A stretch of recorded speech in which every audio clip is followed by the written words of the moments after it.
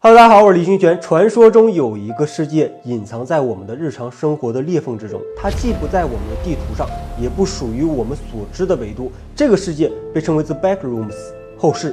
如果你不小心在错误的地点从现实中脱离，比如说你不经意间推开一个不应该存在的门，或者你在正常的环境中走着走突然跌倒，或者因为好奇探索那些被遗忘的空间，比如一些废弃的建筑物啊，还有就是在特定的情况或地点，现实中也可能存在裂缝，使人无意中穿越。这些裂缝可能是实际的缝隙或现实结构的弱点，再或者在极度疲劳、孤独、迷失、压力的影响下，你的感知发生扭曲，使自己的意识与现实脱节，你就会来到后室。那里除了潮湿的旧地毯的臭味，令人发疯的单调黄色，永不停歇的日光灯，大功率的嗡鸣噪音，以及被随机分割成空房间的约6亿平方英里的区域以外，什么都没有。如果你听到有东西在附近徘徊，那么你只能静待死亡了。在1996年一台相机的发现揭开了一段1991年7月4日的神秘录像。这段录像记录了一名摄影师在和他团队在拍摄一部业余的电影过程。我们可以看到在一个紧张的场景中，一名戴着猩猩面具的演员突然出现，吓到了一个毫无防备的戴帽子的男子。随后，导演让摄影师退后，准备广角镜头，但摄影师不慎后退过头，跌进了后室。掉入以后，他是很困惑和恐惧的但他还是继续拍摄。穿行在黄色的墙壁构成的迷宫中，沿着黑暗的走廊前进时，他听到背后有动静，回头一看，发现一个神秘的生物正在悄悄跟随，然后迅速藏匿。他没太在意，继续探索，发现到墙上的缝隙，透过缝隙，他看到另一侧是一条长走廊，走廊尽头有一扇门，通过找到梯子，他爬过墙壁，却发现另一侧与之前的场景一样。期间，我们可以看到那个生物不断的在视线边缘出现，但他没有察觉。最后，他进入一间墙上画有指示箭头的房间，跟随箭头前进，直至一面画着面孔且下方有文字的墙。他通过相机镜头读到“不要动，保持静止”的字样。正试图解读奇异时，背后传来一声恐怖扭曲的尖叫，那生物出现了，并开始尖声追赶他。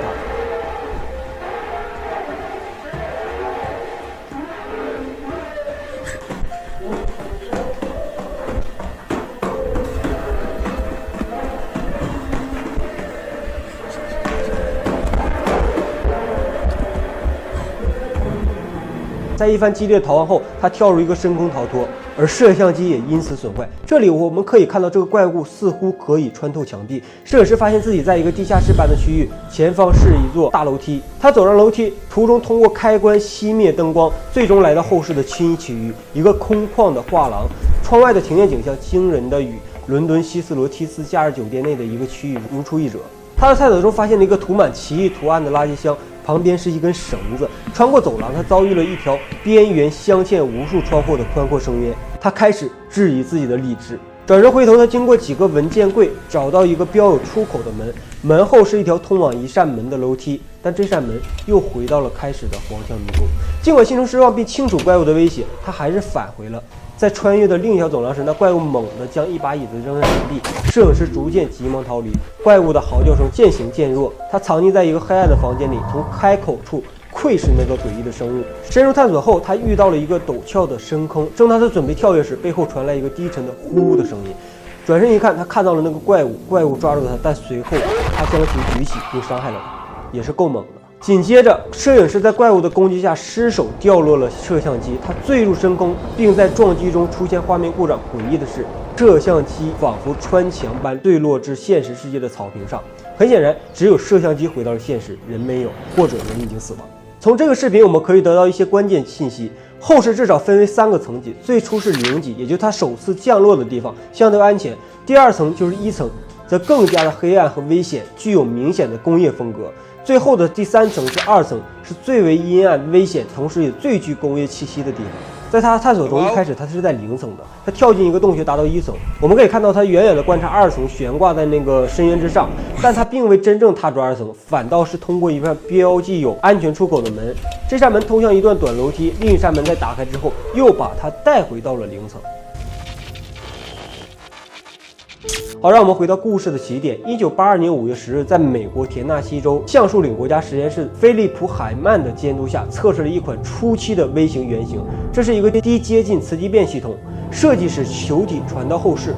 我们可以看到，在这个密封的实验室里，一个8壁金属结构环绕着一颗小金属球，似乎是电磁场发生器。当机器启动，底部的装置开始转动，8个机器同时发力，金属球周围瞬间闪耀起耀眼的火光。随着光芒的消散，旋转装置渐渐停止，而那颗球已经神秘的消失，因为它已经被传送到了后室。在取得初步成功后，异步研究所接手了这个项目，并将其扩展到了门口大小。位于加利福尼亚州的圣何塞异步研究所，它又称异步基金会，专注于研究低接近磁激变系统，也称为 KV31项目。这是一种连接现实世界与后世的设备，这个设备依赖于后世的灵区来发挥作用。灵区是现实世界与后世之间的连接点，物体和人员可以通过灵区从现实世界转移到后世。异步研究所的科学家米勒提出通过灵区进入后世的理论，并将其理论化为后世与现实之间的自然连接。从视频我们可以看出，该系统的第3次测试刚刚进行。尽管异步研究所项目目标尚不清楚，但副主任伊万贝克在1988年4月的新闻发布会上提供了线索。他在会上表示，该项目旨在为所有存储问题提供解决方案，并请求政府资助。因为什么呢？因为在20世纪70到80年代，全球顶尖科学家关注到了世界人口快速增长的问题。如今，全球人口已经达到了78亿。预测显示，若当前趋势持续，到2050年，全球人口将超过100亿。人口增长带来的挑战主要包括环境的破坏和资源的枯竭。首先，随着居住空间和工业产品需求的增加，自然环境遭到压缩和污染。其次，不可再生资源的持续消耗，如石油和煤炭增加了资源枯竭的风险，进而可能导致资源短缺，也就有可能引发世界大战。所以，异步研究所作为世界上顶尖的神秘科技巨头，提出了一个革命性的方案，在另一个维度开拓新的空间，旨在将部分的人类转移到这个全新的地方。简言之，和马斯克的火星殖民计划不同，这不是在遥远的宇宙角落寻找家园，而是在现有的宇宙另一个层面上寻找与我们重叠却不同的宇宙。这个雄心勃勃的项目被命名为 KV31项目，也就是我们今天所称的后世项目。在整个演讲中展示了蓝图、设备和异步人员的图片，以及系统主要部分 KV31项目的草图。此外，还简要地显示了一段被截断的文字，可能来自于某个技术或科学报告，涉及到一个设施、矿石加工以及相关的程序或进程。随着声音逐渐消失，1988年7月2日凌晨3点17分，测试画面缓缓展开。异步组织尝试激活系统，开启后世之门。起初，门缓缓开启，我们可以看到一束明亮的金色光芒射出，似乎预示着成功。然而，情况迅速失控，门与机器装置间火花四溅，金色闪电交织，紧接着警报声大作，标志着这次测试的意外终止。同时还有另一个视频可以让我们一窥事件的不同视角。1972年8月2日之后的某个时间，他从展示夜空城市水塔的鸟瞰图开始，旁白我们可以听到他是在讨论美苏加强合作、解决分歧的努力，象征着冷战时期的政治氛围和信息战。视频中的仪表箭头顺时钟旋转，然后切换至标题为言论自由的简报，它其实在隐喻媒体在政治决策中的作用。接着光线穿过墙上的孔洞，最终光芒充斥整个屏幕，一个标有过载的红灯开始闪烁，象征信息过载和当时的社会紧张。最后是画面转至一间满是布告的房间，顶部是一幅1964年的地图，显示了石油和天然气管道。不清楚伊万贝克的具体作用，但很可能早在 KV31项目中就参与了石油的远程输送。房间的绿灯闪烁，焦点集中于布告栏的一份文件，显示贝克在1972年8月2日签署的文件，其身份为顾问。尽管这个词它有很多意思但在我的脑海中它引发的联想是学术顾问，就是一位负责学生工作提供监督的教职员工。但是考虑到当时异步研究所真正开始工作时，贝克是公司中等级最高的人物之一，那么研究所的所有研究，那是否是建立在伊万贝克曾经给出的建议或他人的工作发现之上呢？或者换句话说，伊万贝克是否窃取了其他人的工作并据为己有？最后一个场景再次显示夜空，其中一部分呈现镜像的效果。还有一件奇怪的事，就是在同一天，也是1972年太阳耀斑事件发生的一天，通讯信号被中断。美军当时在和越南的战争，超过20枚美军海雷在越南海港海防室突然爆炸，同时有大量的巫师和佛教徒进行了预言，特别诡异。当然这是后话，我们以后可以讲讲这块儿。视频开头展现了 FBI 的警告，提醒观众不得非法复制或分发媒体内容。这种警告常见于 VHS 录像带和 DVD 之初。随后，异步研究所的标志显现，这标志着他们已经获得了政府资助。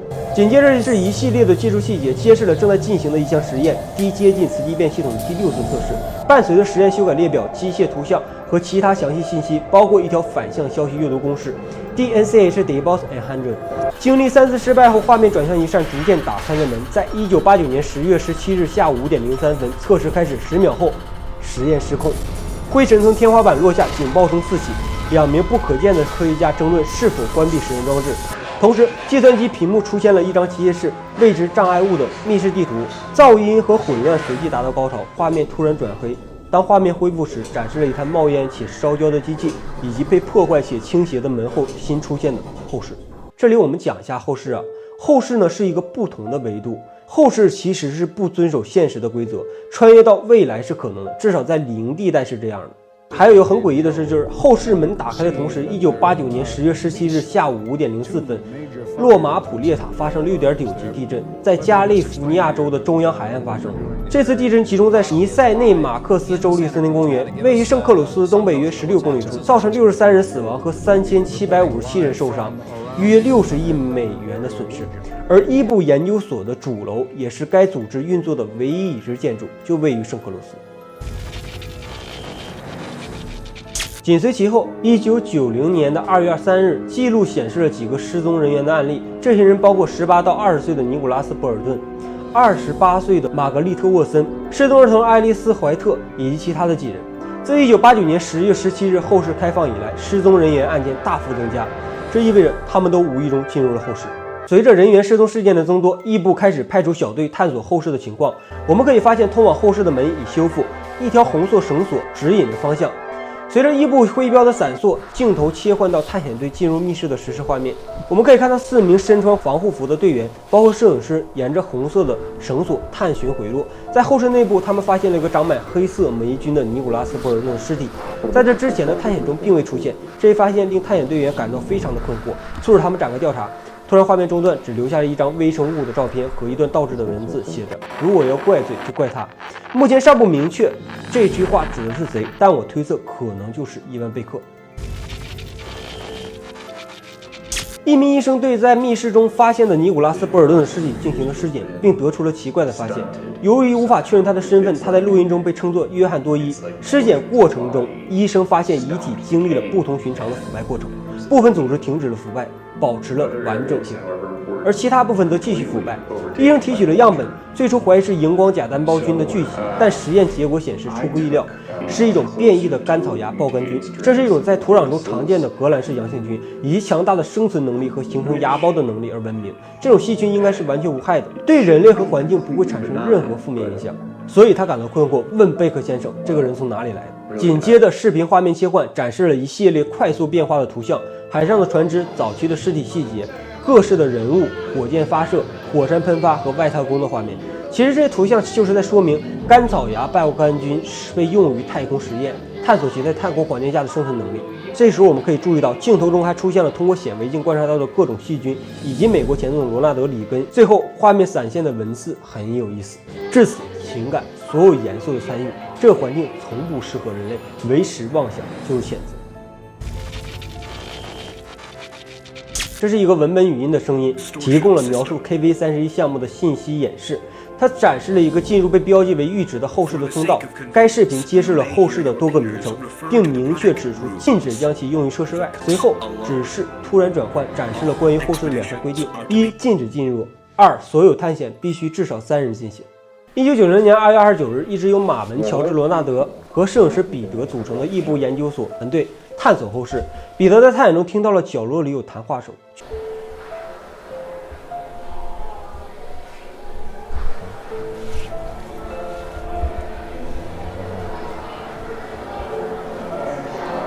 Hey guys, can you hear this? Hey. 去查看时，发现他的团队和红色绳索突然消失了，他害怕极了，试图找到他们。值得注意的是，1990年不是闰年，2月没有29号，只能说明后世与我们现实的时间轴是不同的。在寻找出路的过程中，彼得首先发现了一个像礼堂的大房间，地上散布着黑色颗粒。随后，他发现了一个通往黑暗隧道的入口。这是一个装饰有森林壁纸的新区域，地板铺设着木板，他还遇到了一张装饰有诺曼底风格小屋的透视壁纸，可能指向了异步研究所员工的居所。彼得最终找到了回到后室门的路，但当他到达时，发现后室隐藏在异步所后来建造的房间后面。尽管他用房卡进入并大声呼救，但随即警报声响起，彼得关闭了摄像机。时间来到1990年3月5日，由于后室出现不可预测的情况和人员失踪，一支团队在该区域的门口开始建立基地，目的是为了让他们的研究进行更加的顺利和安全。他们在周边安装了感应运动的摄像头系统，并设置了7个摄像头来监控任何移动或声音变化。其中5个摄像头的布局和理想位置展示了在屏幕上，这里记录了3月5日晚上系统捕捉到的运动警报的情况。19点39分43秒，摄像机3检测到3名异步人员正在探索后室，但是这时候已经不见彼得了。20点26分43秒，摄像机3检测到同样的研究人员回来了，彼得失踪了。21点02分12秒，检测到一名主管经过6号摄像机并看了他一会儿的动作。21点14分04秒，检测到一直关闭的噪音。凌晨1点06分44秒，摄像机2检测到来自密室中未知来源的噪音。凌晨2点13分35秒，检测到摄像机3出现噪音，麦克风出现故障。凌晨3点53分42秒，摄像机5检测到一个未知的黑色物体在天花板上爬行，并从远处偷看墙后的运动。这里我们讲一下这个生物啊。这种被称为黑色石里的生物居住于后室，它们是后室中不可预测的因素，对入侵其领域的人类表现出极度的敌意，捕食那些不幸落入其领地的受害者，并引起了异步研究所研究后室任务的担忧。生物从周围类似霉菌的黑色物质中复活，它很可能是杀死了许多落入后室的其他人，包括尼古拉斯·博尔顿的死亡，其体内的严重组织损伤和细菌突变为此提供了证据。该生命似乎在密室中随机游荡，时而发出类似人类语言的声音，但其真正的智力和理解能力仍然是个谜。有人推测，它可能通过墙上留下文字信息来诱捕受害者，就像我们刚开始讲的那个摄影师拍到的，并在追逐中发出扭曲的尖叫或嚎叫声。有报告称，有时可以听到他们发出“等等”“别走”或“不，请”等话语。这些声音极度扭曲，所以不清楚是实体本身在说话，还是在模仿人类。如果他要是在模仿人类，他们就太可怕了啊！目前尚不明确这种生物如何杀死其受害者，发现唯一的尸体是死营养不良，这种生物可能在尸体周围筑巢，并利用它孵化新的个体。研究表明，这种怪物可能是由甘草芽爆杆菌的突变菌株形成的殖民体，这一点从博尔顿的尸体内发现的特定细菌中得到支持。1950年5月6日，由马文记录的视频开始，他们走进一个充斥着设备和防护服的房间。摄像师记录了2人脱下实验室的外套，讨论即将到来的巡演。随后，画面转向全副武装的马文、马克和乔治在检查麦克风，但是金的麦克风检查却没有声音。4人走向后室途中，我们可以看到马文短暂地捕捉到了一个人物剪影，他从观察窗俯瞰着他们走出门槛。他发现一个小型的设施已经建成，镜头转向，显示团队的成员沿着箭头指示的磁带进入一个充满设备的房间。在检查并修复胶带切割机后，他们继续前行。在探索中，他们遇到了一个非常独特的房间，其特征是墙上布满洞口，另一端是14D号门。金持怀疑态度，认为穿过去毫无意义，只会走入死胡同。但马克决定尝试，他穿越到对面，成功开启了门。他对所看到的感到非常惊讶。这时候，促使他呼唤马文来拍摄。马文小心翼翼地穿行于洞穴之间，但相机却意外地出现故障，因为在这个维度里边，相机电子产品是会出现故障的，显示是一些我们不知道的一些信息。虽然可以从这些读数中推出数据，但没有人知道另一边的真相。但是这句话似乎暗示了他们所处的未知领域。突然，马文失足掉入于空中，安全着陆后，他捡起相机，向同事们保证自己没有事情。他描述了周围的环境，指出其与他们原先所在地相似，但装饰更为环保。同事们承诺会找到方法救他出来。马文建议使用红色绳索，但绳子太短，于是乔治找了更长的绳子。等待期间，马文听到远处传来一声喊叫。What was that? I don't know. I didn't hear anything up here. Sounded like I think there's somebody down here. 他告诉团队成员，但他们没有听到任何声音。尽管团队成员反对，马文决定探查声音，希望能帮助可能遇险的人。他穿过弯曲的走廊，越过地板的裂缝，来到一个展现出夜空和郊区房屋的新区域。my god. Hello? Can you hear me? Marv, what are you doing?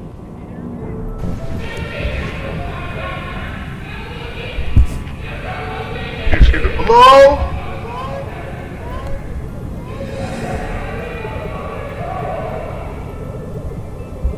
呼叫声再次响起，这让马文怀疑米勒对灵区的安全评估是否准确，因为他认为这个灵区是非常安全的。面对怀疑和风险，马文仍然坚持寻找失踪者。马文走进发出尖叫声的房子，一颗被一间蓝色的房间吸引，地毯上散落着颠倒的路标。There are inverted turn signs in this.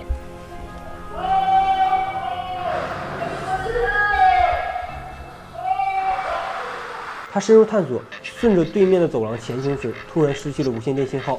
走廊尽头是一间杂乱的大房间，地面上堆满了衣服、压扁的纸箱、鞋子和背包。他认为有人，很可能就是那个大喊大叫的人，一直住在下边。但团队其他成员认为这是不可能的。然后马文再次听到喊叫声，他绕过拐角朝房间的尽头看去，发现不是一个人，而是一个模仿人类声音的生物。很可能有人住在那里，但他们已经被这个生物杀死了。现在他模仿着他们，该生物看到了他，喊叫声变得非常扭曲。马文意识到看到了什么。That's not a person. What is that? That is not a fucking person! What? Marvin, talk to me. What do you see? What's going on? 惊慌失措，跑出了房子，一路回到了他掉下去的那个洞里。他向着他团队大喊，让他们放下绳索。他们把绳子连同一个手提箱一起扔了下去。马文爬回洞里，从这里可以看出，怪物除了拟态以外，他还是一名伏击猎人。他会长时间跟踪受害者，在角落里偷看，隐藏在阴影下，等待最佳的攻击时机。有时他会在潜入受害者身后之前，给受害者一种虚假的安全感。从这个视频我们可以看到，异步研究所的总部是在一个山丘，总之是一个与世隔绝、隐秘的地方。然后视频切换到马文、马克、乔治和金组成的探险队回来了。安东尼·道金斯不耐烦地等待着他们，脸上带着担忧和怀疑的表情。安东尼·道金斯是异步研究所的高级成员，他于1990年1月1日获得了9级许可的徽章。另外2名异步研究人员将相机插入计算机，并查看马文捕获的怪物镜头。他们暂停视频，惊恐地看这个生物。在发现这种危险生物后，异步按照马文团队探索的方式建造了一个木质屏障，希望能捕获它。通过一系列的图像显示，然后视频切换到一名建筑工人在大窗户后面建造一扇安全门，然后将其关闭。这里我们可以看到建筑工人在建造隔离墙和大门时都没有穿防护服，这可能意味着异步已保证了后室门口周围的空气不受污染。这个视频也是上面视频附加的一条隐藏连接，镜头显示了左侧高速公路上挤满了汽车，然后镜头放大到高速公路的左侧，显示一辆汽车掉进了后室。我们可以得到一些信息，这些汽车在道路左侧行驶，因此该视频并非发生在美国。从场景来看，很可能发生在英国、爱尔兰或新西兰。978041526357是1982年的短篇小说《黄色壁纸》的 ISBN 代码。该小说是讲述了一个什么呢？讲述一位患有抑郁症的妇女被丈夫锁在黄色壁纸房间里的故事。短篇小说的名字显然与后世有关，但故事也有孤立的主题，这与被困在后世的人们更加的相似。这似乎是一个暗示，就像我们前面说的，人在极度孤独、迷失、压力影响下，感知发生扭曲，使自己的意识与现实脱节，你就会来到后世。这条是否在暗示着现实与后世边界的模糊和不确定性？视频从一个会议室的镜头开始，灯光熄灭，投影亮起。演讲内容是关于异步研究所的前瞻性发展。演讲继续以日常生活的镜头和声音解说技术进步的如何造成许多不利的副作用。画面转至一幅动画中美国地图和家中上空的异步徽标，旁白细致阐述了异步研究所开发的低接近磁激变系统，并通过编辑的文本在屏幕上进一步解释。然而演示突然跳转，展示了物资和人员如何进入后室，并通过动画描绘了门口尺寸的扩大，使大型货车能够进入。接着监控画面显示3人走进异步研究设施的走廊，而演示又回到了介绍空间的3D 图表，强调其成本效益和增大存储容量。之后场景再次转换，展示后室空间被改造成许多的功能区，包括研发、工业和加工仓储、办公和商业空间以及住宅区，展示了后室的多种概念设计和家居布置。然后场景转至门口上方的观察室，三人通过窗户望向门口，接着他们走进后室，抵达异步区域，那里展示了后室入口区域的模型。这时，一名男子被确认为美国能源部长詹姆斯·戴维·沃特金斯，他是1989年至1993年美国能源部长。随后，镜头显示异步区域门口关闭并发出蓝光，转回观察室，四人围坐交谈。紧接着，警告信号响起，一名工作人员看向一名困惑的防护服男子。我们之前讲过了，这个人就是2月29号失踪的彼得。实际上他没有失踪，是穿越到了5月8号。其实从这个视频中，我们还可以得到一些信息，它涉及到异步研究所计划欺骗联邦政府。这也是上一条视频下面隐藏的链接。该视频是辛普森一家剧集巴特被车撞了的片段，其中辛普森一家在医院与律师会面的场景，在场景中镜头发生扭曲，并显示了一种名为迪马卡尔的止咳药的西班牙广告片段，然后又扭回了辛普森一家。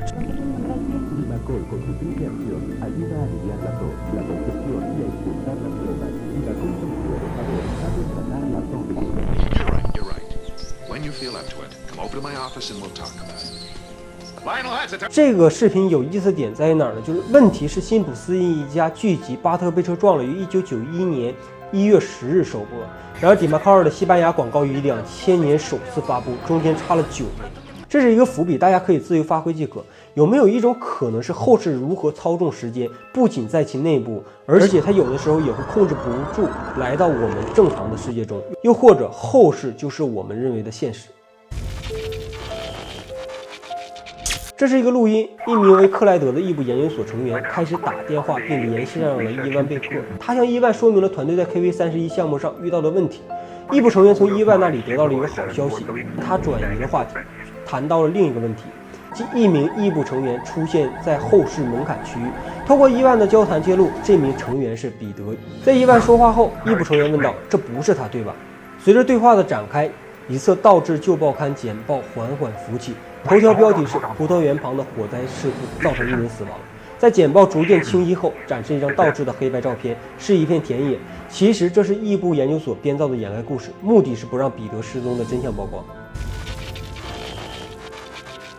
视频开头展示了一个位于后室的窗户，透过窗户，黄色灯光映照出一个标有坐标的咖啡杯和一个 ML 的标志。然后这个标志和坐标我查了一下，就是摩斯兰丁海洋实验室。随后屏幕显示日期1990年5月25日，镜头转向马文，他随着一辆车移动，马文调整摄像机从车边的门槛区转向车内的设备，直到车停下一扇封闭的门前。下车后，马文与队友谈论如何卸载这些设备。他走到门边，推开胶合板，打开通往陷阱区域。他们在门前设置一个带计算机的工作站，然后马文在入口处站定，展示了门后的小型探测车。这里展示录像是探测车摄像头的事件，他穿过后室寻找设有陷阱的房间。与此同时，马文用摄像机拍摄一个 CRT 的显示器，上面显示漫游车的视角，旁边有人指挥其移动方向。漫游车最终找到了陷阱，紧接着一支队伍出发跟踪他，返回陷阱所在地。这时候我们可以听到马文开玩笑的将上次陷阱中马文所遇到的生物称为马文的朋友，但马文肯定是不同意，于是马克提议重新命名。随后队伍对该陷阱区域进行检查，测量孔洞并覆盖几块木板，期间马克讨论何时派遣队伍进行进一步探索。视频快速切换，展示了跨越陷阱走道建设过程，其中一幕显示了马文掉落那个洞尚未被覆盖，屏幕上的文字介绍了队伍 A 在陷阱区域的工作，这个地点被称为14D 室。同时，由马克、兰德尔和马文组成的队伍探索了后室的14C 室。马克从公文包中抽出枪，与马文讨论握枪的感觉。接着，他指挥团队亮起手电筒，深入14C 室的昏暗空间。Damn plane is nice.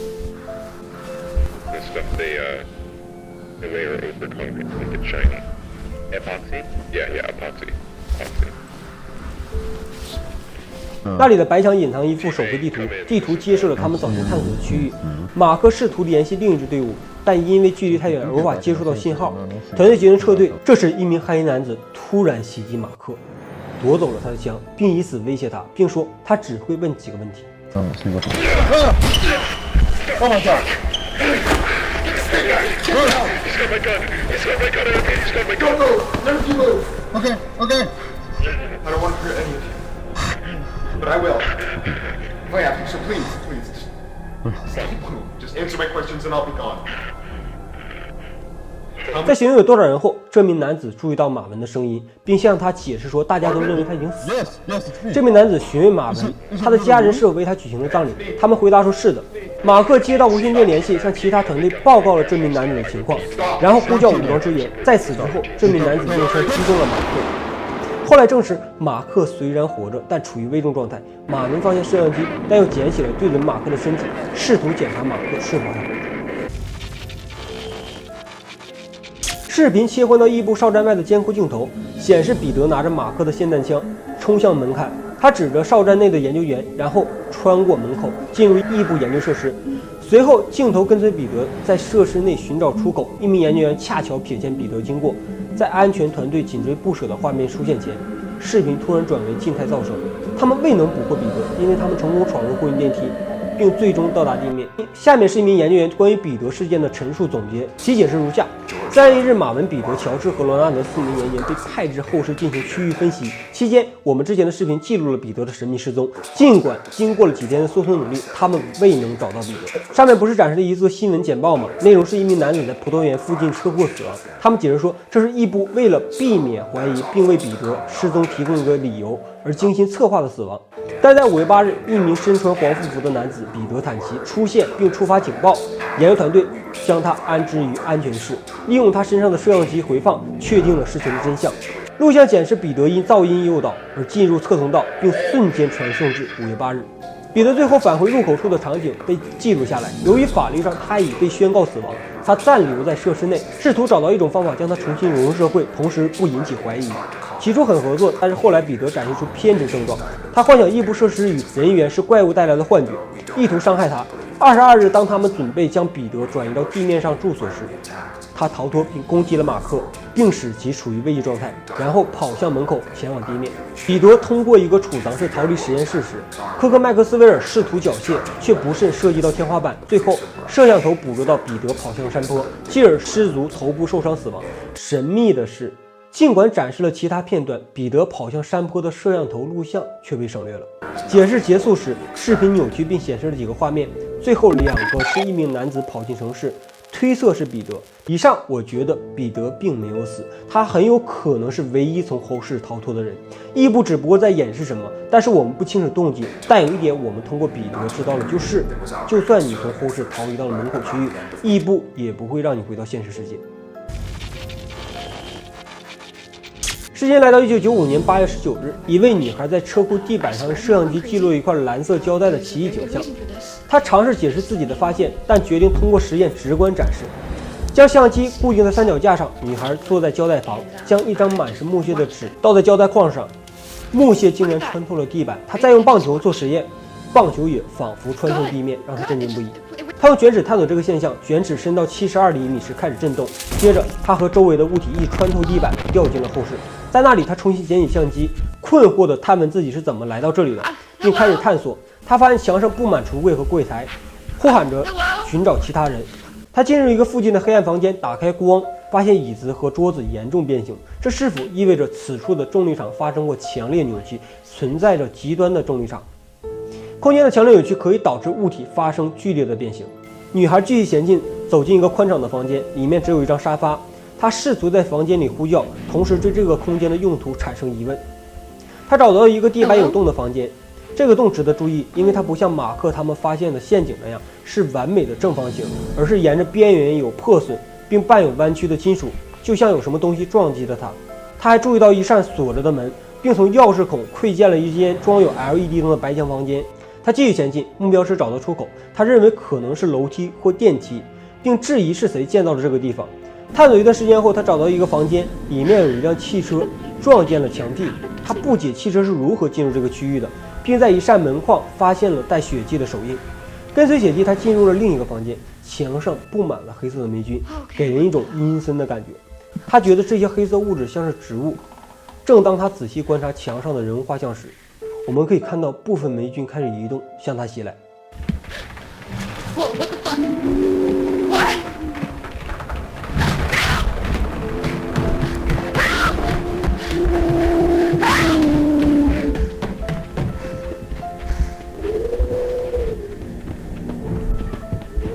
女女孩从生物那里逃跑，并尖叫求助。当生物在区域内追逐她时，她跑进早前破损的地板的房间，这里的墙壁贴有瓷砖，地面上有水池，黑色霉菌般的生物紧追不放，把她逼到了绝路。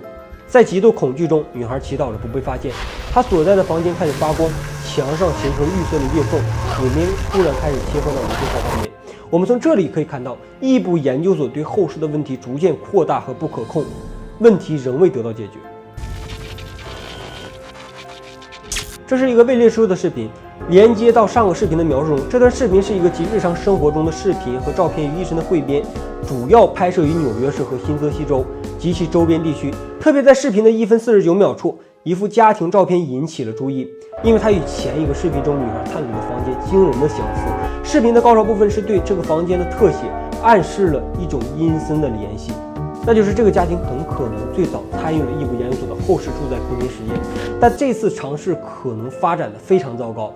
随着房屋逐渐被后世的本质所扭曲，重新夺回，最终变成了我们上个视频中所看到的样子。但后世并没有把这件事情告诉公众或政府，还是继续实验。此外，视频中还短暂出现了珍妮斯·斯科特，他是失踪人员海报上的一位人物。以上所有这些都在指向一个令人不安的真相：后世试验的彻底失败，或许揭示了异步研究所背后更深层、更不为人知的恐怖目的，远超过他们表面上宣称的是为了人类解决息息相关的问题。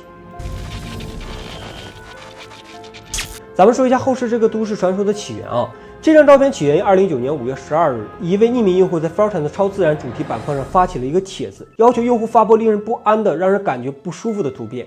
其中一篇帖子是 Backroom 后世的照片，一张铺着地板的开放式大房间照片，配有黄色壁纸和荷兰脚荧光灯，处处透露着诡异与现实界的违和感。紧接着，一位名为凯恩·帕森斯的博主开始上传一系列关于后世泄露的影片，讲述关于后世的所有，也就是我们以上所讲的。好，谢谢大家的支持，那我们下期再见了。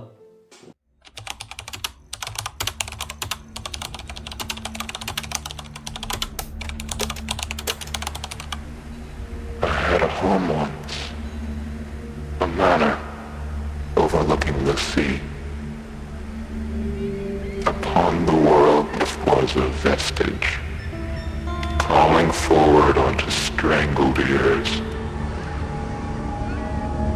But when skies turned dark, the house was taken by the sea. A pillar truncated,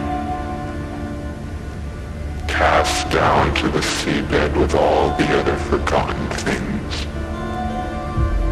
But I remember.